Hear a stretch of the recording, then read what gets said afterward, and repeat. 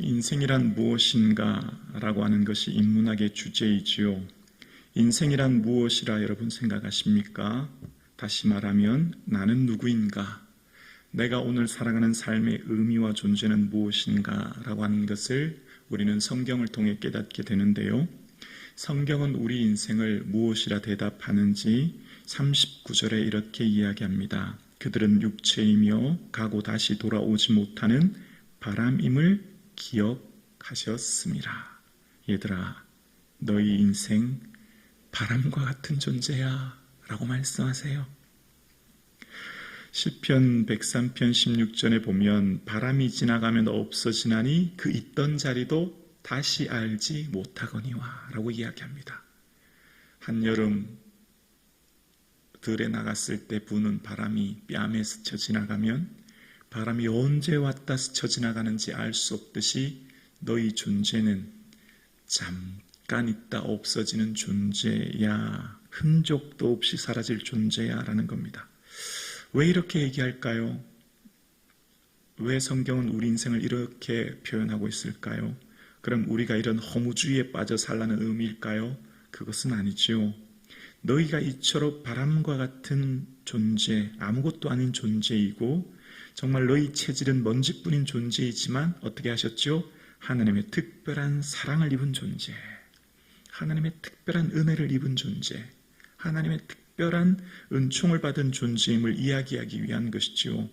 이 땅의 인생이 바람과 같은데 우리는 예수 그리스도의 그 십자가 은혜로 말미암아 하나님의 거룩한 자녀 삼아 주신 은혜를 인하여 감사가 충만한 이 아침 되기를 주의 이름으로 축복합니다.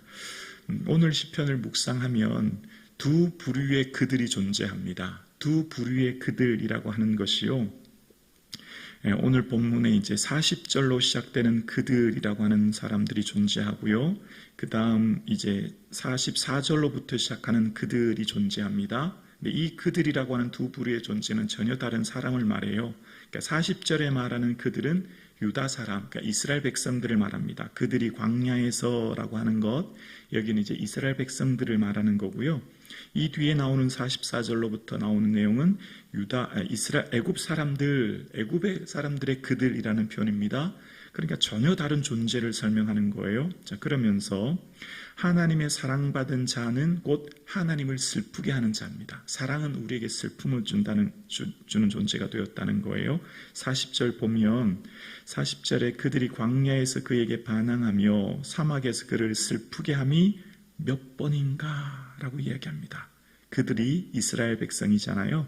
그들을 애굽에서 인도해서 냈는데 그들이 광야에서 반항하고 원망하고 그를 슬프게 한 것이 너무너무 많다는 거죠. 여러분, 가데스 바네아에서 하나님이 이스라엘 백성들에게 그런 말을 해요. 얘들아, 내가 행한 이적을 보고도 10번이나 나를 시험하고 내 목소리를 청정하지 않으냐 한도다, 이런 표현을 하고 계시거든요. 그러니까 그들이 수많은 여러 번 하나님의 마음을 아프게 했다라는 겁니다. 그리고 41절과 42절에 거듭거듭 시험하고 하나님을 노엽게 하고 그 권능의 손길을 기억하지 않았다. 42절에 권능의 손은 뭐였습니까? 하늘에서 만나를 내리고 반석에서 물을 내시고 그들이 애굽의 10가지 재앙 속에서도 구원해 주신 은혜잖아요. 그런데 어떻게 했냐면 기억하지 않았다라고 하면서 지금 하나님이 탄식하고 계시거든요. 그러면서 이제 이후에 나오는 그들이 존재하는데 그들에 대한 내용을 보면 44절은 이제 그들이 광과 시내를 피로 변했다는 것은 10가지 재앙 중에 첫 번째인 피 재앙이었고요. 45절에 보면 개구리를 보내어 해하게 하셨다는 것은 10가지 재앙 중에 두 번째인 개구리 재앙이고요. 46절의 끝부분에 메뚜기를에게 주셨다라고 하는 메뚜기는 8번째 재앙이잖아요. 그리고 47절에 또 우박으로 그들을 치셨다는 것은 7째 재앙이에요. 그러면서 이제 그들에 대한 애굽 사람에 대한 10가지 재앙을 쭉 설명하면서 51절에 보면 51절에 애굽에서 모든 장자 곧 함의 장막에 있는 그들의 기력이 처음 것을 치셨으나 뭐죠? 10번째 재앙이잖아요. 장자의 죽음이요. 그때 문 임방과 설주의 피를 보면 여호와께서 그 문을 넘으시고 멸하려는 자들에게 집에서 들어가서 너희를 치지 못하게 하실 것임이라 라는 표현이 나오거든요. 하나님이 그들을 치지 않으셨다는 겁니다. 그러니까 그 10번째 재앙 속에서도 구원해 주셨다는 걸 이야기합니다.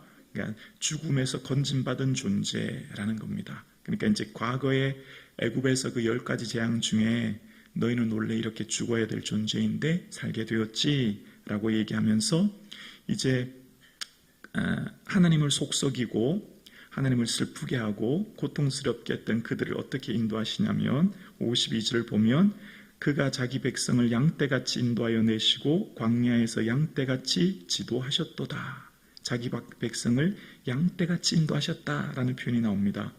여러분, 애굽 사람하고 이스라엘 사람하고요, 둘 중 누가 더 나쁠까? 누가 죄가 더 많은가? 뭐 이런 식으로 만약 그들의 죄의 무게를 재거나 그들의 잘못을 한번 꼽아서 세워본다면 여러분, 애굽 사람이 더 많을까요?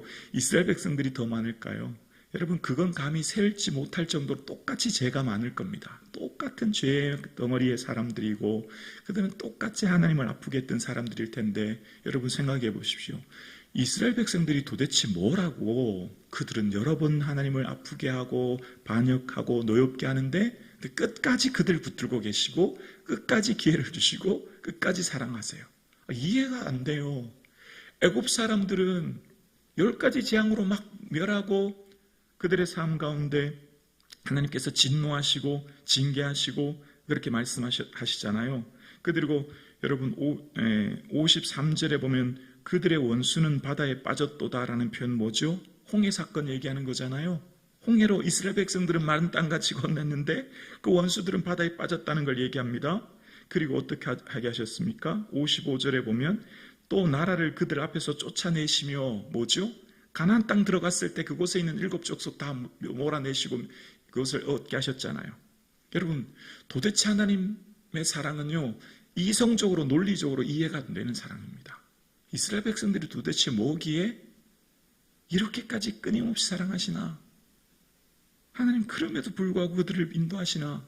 애굽 사람들은 10가지 재앙으로 진노하셨는데 이스라엘 백성들은 몇 번이고 하나님을 노엽게 하고 슬프게 하지만 끝까지 인도하시고, 그뿐인가요? 가나안 땅을 인도하셨지요.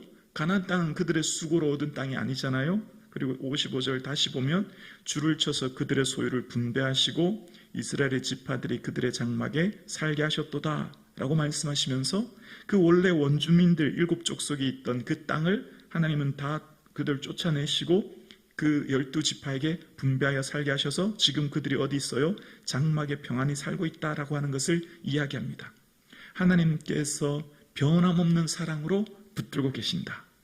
끊임없는 은혜로 너희를 붙들고 인도하신다. 너희들의 삶이 특별한 존재가서가 아니라 특별한 무슨 행위를 하고 특별한 노력을 하고 너희가 뭐가 특별해서가 아니라 하나님의 전적인 은혜로 택함받은 존재. 이건 설명이 거의 불가능한 겁니다. 어떻게 우리가 논리적으로 이해시킬 수 있는 부분이 아니에요. 오늘 우리가 이 새벽 예배 나온 것, 이해가 안 되는 사랑입니다. 나의 삶을 돌이켜보면 여러분, 성령의 충만한 안에 깊이 기도하면 정말 나는 이것밖에 안 되는 존재구나. 하나님께 너무 부끄러운 게 너무 많아요. 하나님 앞에 가만히 기도하면 주여, 나 자신을 보면 막 너무너무 부끄럽고 한탄스럽고, 그런데 내가 뭔데 이토록 사랑해 주시지? 내가 뭔데 이만큼 은혜 주시나? 그 이해가 안 되는 은혜를 받고 있어요.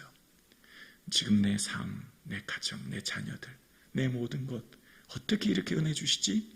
성경은 끊임없이 우리에게 이야기하는 게 너희는 원래 허물과 죄로 죽어야 될 존재인데 하나님 은혜로 붙들고 있어. 그걸 얘기하는 것 아니겠습니까?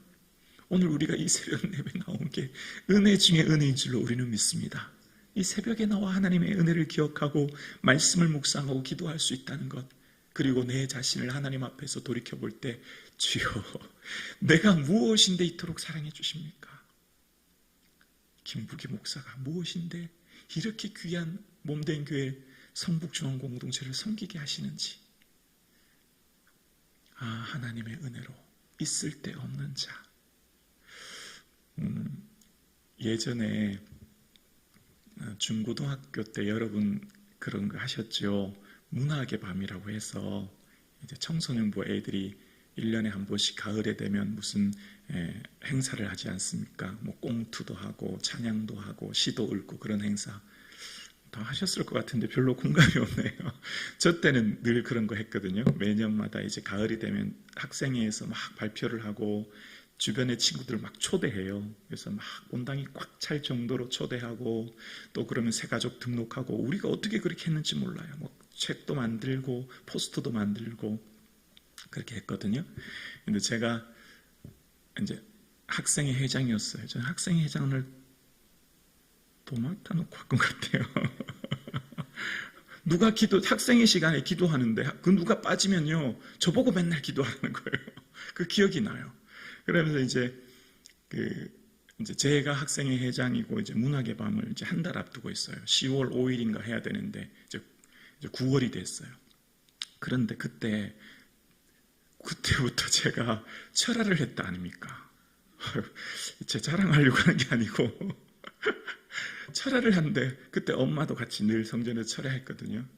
자다가 기도하다가 자다가 그래 기도하는데 마지막 날 밤이 됐어요. 내일 이제 문학의 밤 행사가 있는데 마지막 날인데 가만히 기도하는데 찬송가 310장이 막 가슴 속에서 북받쳐 오르면서 하나님의 은혜로 막 콧물이 쏟아지는 거예요. 야, 내가 이렇게 큰 사랑받고 있구나. 고등학교 2학년 때요. 너무너무 은혜가 되는 거예요. 그래서 저는 찬송가 310장 하면 그때 그 장소가 기억나요. 무릎 꿇고 기도할 때 콧물 눈물 흐를 때 그 본당 마룻바닥으로 된 본당 아시죠? 옛날 건물이요. 그때가 잊혀지지가 않아요. 여러분 우리가 무엇입니까? 정말 여러분 제 인생 제 삶을 비디오로 보여주면 여러분 은혜가 하나도 안 될 거예요. 죄악이 너무 많아서 허물이 너무 많아서 여기 서 있을 존재가 아닙니다. 저는. 그런데 제가 오늘 여기서 서서 말씀을 나누고 있어요. 내가 무엇인데? 내가 무언데? 그래서 성경은 끊임없이 얘기합니다. 얘들아 너희는 바람 같은 존재야. 아무것도 아니야. 너희 체질은 먼지 같은 존재다. 그런데 기억해. 나는 너를 끝까지 사랑한다. 버리지 않는다. 영원한 하나님 나라로 인도할 거야. 걱정하지 마라. 두려워하지 마라. 너의 인생과 너의 미래와 너의 자녀 내가 다 붙들고 있다. 아멘이십니까? 아멘이에요. 아멘입니다. 다 맡겨드리는 거예요. 자녀들 걱정하지 마세요. 하나님이 다 붙들고 계세요. 아멘이시죠? 내 삶에, 내 삶도 지금 비록 내 삶에 여러 가지 여건과 어려움이 있어도 다 맡겨드리시고 하나님이 아버지시잖아요. 하나님 우리 교회 주인이시잖아요. 하나님 우리 자녀들의 아버지시잖아요. 맡기시면 하나님 책임져 주실 줄로 믿습니다. 하나님이 여러분의 삶과 미래, 우리의 자녀를 지키시니 때로는 우리의 삶에 어려움과 슬픔이 있을지 모르나 끝까지 사랑하신 하나님이 우리의 삶을 붙드시니 그 은혜를 기억하고 그저 감사를 많이 올려드리는 이 아침, 다 감사를 고백함으로 하나님의 기쁨이 되는 이 아침 되기를 주님의 이름으로 축원합니다.